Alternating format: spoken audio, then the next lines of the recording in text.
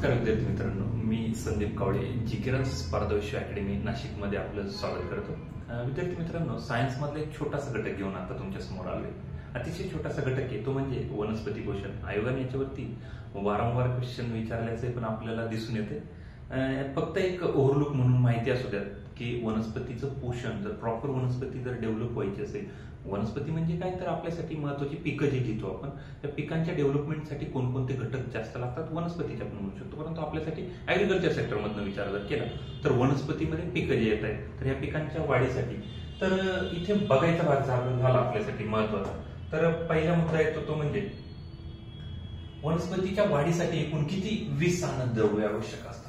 20 आवश्यक असतात. त्यापैकी 16 अन्नद्रव्य अति आवश्यक इसेन्शियल मध्ये किती जातात? 16 जातात. त्याचे दोन घटक पडतात किंवा दोन गट पडतात. सॉरी, पहिले म्हणजे स्थूल आणि दुसरे म्हणजे सूक्ष्म. स्थूल मध्ये जर बघाल मॅक्रो एलिमेंट्स किंवा मॅक्रोन्यूट्रिएंट्स आणि मायक्रोन्यूट्रिएंट्स. स्थूल अन्नद्रव्यांमध्ये जर बघाल तर CHO जास्त प्रमाणात कोणतं? Carbon, hydrogen, oxygen. त्यानंतर NPK खतं लागतात, नायट्रोजन, फॉस्फरस, पोटॅश लागतं. आणि 3 जे इतर आहेत ते मॅग्नेशियम, सल्फर अँड कॅल्शियम. लक्षात ठेवा, हे 9 लक्षात राहिलेच पाहिजे. पहिले आहे कार्बन, हायड्रोजन, ऑक्सिजन, ते तर कॉमनली लागतच. NPK ग्रुप झाडांच्या वाढीसाठी आपल्याला NPK, नत्र, पालाश, फॉस्फेट आणि स्फुरद आणि पालाश 3 NPK हे पण महत्वाचे. 3, 6 तर झाले. उरलेत इतर 3. याच्यामध्ये काय येतं? मॅग्नेशियम, सल्फर, कॅल्शियम यांचा समावेश होतो. त्यानंतर सूक्ष्म अन्नद्रव्य 7 आहेत. मायक्रोन्यूट्रिएंट्स लोह, iron, zinc, copper, manganese, chlorine, boron, molybdenum. झाले हे 7. 9, 7, 16. किती उरले? 4 उरले. इतर 4 कोणते अन्नद्रव्य ते पण लक्षात असू द्या. ते पण आपल्यासाठी गरजेचे नाही जास्त, परंतु लक्षात ठेवा की 4 कोणते. हे 9 बघितले, ते 7 बघितले, 16 झाले. 20 लागतं एकूण. त्यापैकी 16 अति आवश्यक कोणते ते बघितले. आयोगाने याच्यावर क्वेश्चन विचारले विद्यार्थी मित्रांनो की सर्वाधिक याच्यामध्ये क्वेश्चन जे आहेत वनस्पतीच्या पोषणासंदर्भात क्वेश्चन आलेलं आहे की 20 लागतात, त्याच्यापैकी 16 आवश्यक आहे. मग आयर्न मॅक्रोन्यूट्रिएंट्स आहे की मायक्रोन्यूट्रिएंट्स, हा प्रश्न पण आयोगाकडनं दिला गेलेला आहे. तर उरलेले 4 कोणते? व्हॅनेडियम, कोबाल्ट, सोडियम आणि सिलिकॉन. हे कमी जरी असले तरी चालून जातात, यांच्यामध्ये काही जास्त अडचणी नाही. त्यानंतर कोणतीही जर वनस्पती जर तुम्ही घेतली तर या वनस्पतीमध्ये तुम्हाला दिसून येणारा घटक कोणता? तर तो म्हणजे कार्बन जो आहे. तर वनस्पतीमध्ये 45% कार्बन आढळतो, ऑक्सिजन 43% आसपास आढळतो आणि वनस्पतीमध्ये तुम्हाला 6% आसपास हायड्रोजन आढळतं. यांना वनस्पतीचे मुख्य अंगके म्हणतात. वनस्पतीचे मुख्य अंगके कोणते? कार्बन, हायड्रोजन आणि ऑक्सिजन. हे 3 सर्वाधिक. Carbon 2 number, oxygen 3 number, hydrogen आढळतो. त्यानंतर नायट्रोजन, फॉस्फेट, पोटॅश, NPK जे आहेत यांना काय म्हणतात? तर यांना वनस्पतींचे प्राथमिक पोषण द्रव्य म्हटलं जातं. यांना वनस्पतींचे प्राथमिक पोषण द्रव्य म्हणतात. तर सल्फर, मॅग्नेशियम, कॅल्शियम यांना वनस्पतींची दुय्यम पोषण द्रव्य म्हणतात.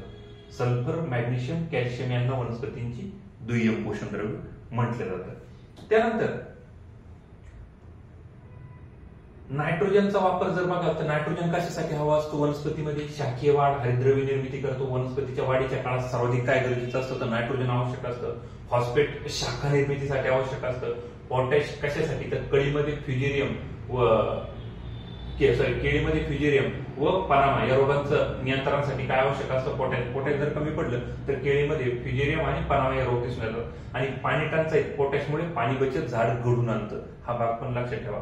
मॅग्नेशियमच्या बाबतीत जर बघाल तर वनस्पतीत हरितद्रव्य निर्मितीसाठी अति आवश्यक कोण येतं? मॅग्नेशियम.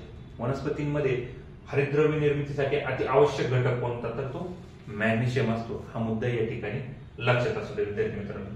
त्यानंतर आणखी एक की वनस्पतींमध्ये अन्नद्रव्यांच्या कमतरतेमुळे होणारे रोग किंवा काय दिसून येतं? जर नायट्रोजन कमी पडलं तर झाडाची पाने पिवळी पडतात आणि वाढ खुंटते. जर वनस्पतीमध्ये फॉस्फरस कमी पडलं तर फुले उशिरा येतात. मुद्दे लक्षात ठेवा जोड्या जुळवण्यासाठी वगैरे. पोटॅशियम मध्ये जर कमी पडले तर वाढ खुंटते आणि उशिरा फळाला पक्वता येते. तुमच्या कोणत्याही पिकामध्ये फळाचं वजन जास्तीत जास्त असण्यासाठी पोटॅशची गरज असते आणि जर तुमच्या वनस्पतीमध्ये पिकामध्ये जर पोटॅशची कमतरता जर असेल तर तुमच्या फळाला उशिरा पक्वता येते. हा मुद्दा इथे लक्षात ठेवा. म्हणजे काय, नायट्रोजन हे कोणत्याही पिकाच्या सुरुवातीच्या काळात दिलं जातं. ब्रँचिंग, शाखीय वाढ ज्याला आपण म्हणतो, फांद्या फुटणं ज्याला म्हणतो, या फांद्या फुटणं हे मिडल स्टेजला लागतं. म्हणून पिकाच्या मध्यावधीमध्ये जास्तीत जास्त फॉस्फेट लागतं आणि पिकाच्या परिपक्व अवस्थेमध्ये सर्वाधिक प्रमाणामध्ये पोटॅश लागत असल्याचं आपल्याला दिसून येतं. मॅंगनीज जे आहे हे पानांवरती जर कमी पडलं तर पानांवर पिवळे डाग पडतात आणि जर लोह कमी पडलं, आयर्नची कमतरता पडली तर पानांच्या कडा ज्या आहेत या पिवळ्या पडतात. पानांच्या कडा, केवडा येणे जो प्रकार म्हटला जातो वनस्पतींमध्ये, केवडा येणं हा प्रकार कशामुळे, आयर्नच्या कमतरतेमुळे दिसतं. आणि जर वनस्पतीच्या पानावरती पिवळे पिवळे डॉट दिसत असतील तर ती मॅंगनीजची कमतरता आहे. आणखी एक मुद्दा इथे मांडावाच वाटतो तो म्हणजे मॅग्नेशियम जे असतं, हे मॅग्नेशियम हे वनस्पतीच्या पानांमध्ये क्लोरोफिल हे जे पिगमेंट आहेत, हे क्लोरोफिल पिगमेंट जे तयार होतात, हरितद्रव्य आपण ज्यांना म्हणतो, हरितद्रव्य वनस्पतींच्या पानामध्ये तयार होण्यासाठी सर्वाधिक प्रमाणात कोणता घटक आवश्यक असतो तर तो मॅग्नेशियम असतो. हा मुद्दाही या ठिकाणी लक्षात असू दे विद्यार्थी मित्रांनो. आयोग काही विचारल तर आपली तयारी असावी. त्यानंतर पीक आणि रोग, वनस्पतींमध्ये कोणते रोग येऊ शकतात तर मुद्दा लक्षात असू द्या. फार वेळेस क्वेश्चन विचारला आयोगाने, त्यामुळे इथे मी घेतलंय. तांदूळामध्ये तुम्हाला खैऱ्या रोग झिंकच्या कमतरतेने दिसतो, बऱ्याचदा आयोगाकडे रिपीटेटिव्हली विचारलेला क्वेश्चन. त्यानंतर गव्हामध्ये तांबेरा, पावडर मिल्ड्यू हे आजार दिसून येतात. केळीमध्ये बंची टॉप दिसतो, केळाचा बंच असतो, बंची टॉप दिसतो.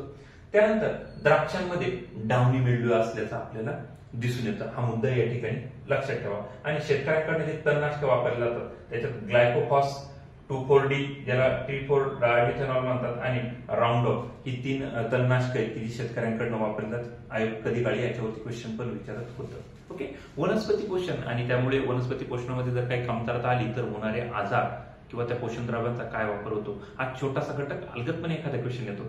या संदर्भात कुठली अडचण असली तर स्पर्धा विश्व अकॅडमी नाशिकला नक्कीच तुम्ही संपर्क साधू शकता. मोबाईल नंबर आहे 8624 02 9807. ओके, धन्यवाद.